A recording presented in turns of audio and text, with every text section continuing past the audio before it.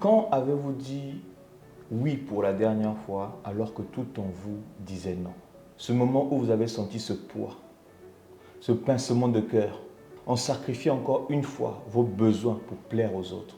Mais si je vous disais que dire non est l'un des plus grands cadeaux que vous pouvez vous offrir. Dire non, c'est bien plus qu'un mot. C'est une déclaration d'amour envers vous-même. Aujourd'hui, je vais vous raconter pourquoi c'est essentiel et comment le dire avec assurance.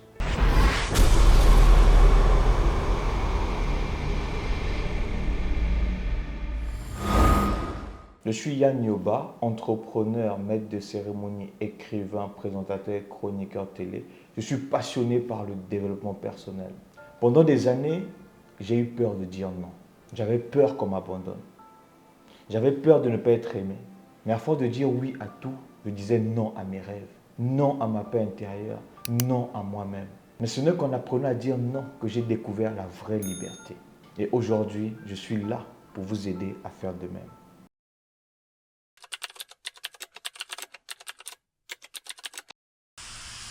Dire non, ce n'est pas être égoïste. Dire non, c'est choisir. Quand vous dites non, vous posez des limites. Sans limite, les autres envahissent votre espace. Ils envahissent vos émotions. Ils envahissent même vos rêves. Vous préservez votre énergie. Vous ne pouvez pas tout donner à tout le monde sans vous épuiser. Vous renforcez votre estime de vous-même. Chaque non est un acte qui montre que vous respectez. Mais ne pas dire non peut avoir des conséquences. Stress, épuisement, frustration. À force de tout accepter, vous allez devenir invisible, même à vos propres yeux. Le non n'est pas un rejet. C'est un outil pour mieux vous respecter et mieux respecter les autres.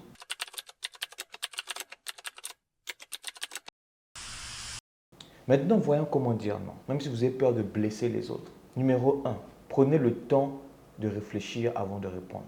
Quand on vous demande quelque chose, n'acceptez pas immédiatement. Apprenez à dire « laissez-moi le temps, je vais réfléchir ». Cela vous donne le temps d'évaluer si c'est un oui sincère ou un non nécessaire. Numéro 2, dites non avec empathie. Vous pouvez dire non tout en restant respectueux. Dites quelque chose du genre « je comprends que c'est important pour toi, mais je ne peux pas m'engager en ce moment ». Simplement. Ou alors, je suis désolé, mais je ne peux pas. Numéro 3, restez ferme. Ne cherchez pas à trop vous justifier. Plus vous expliquez, plus vous laissez les autres le moyen de vous convaincre. Dites simplement, je ne peux pas. Merci de me comprendre. Numéro 4, soyez fidèle à vos valeurs et vos priorités. Posez-vous cette question sincère. Si je dis oui à cette demande, à quoi est-ce que je suis en train de dire non à ma propre vie? Et si cela ne reste pas vos priorités, le choix est clair. Numéro 5, pratiquez. Comme toute compétence, dire non demande de l'entraînement. Commencez par des petites choses et progressez au fur et à mesure.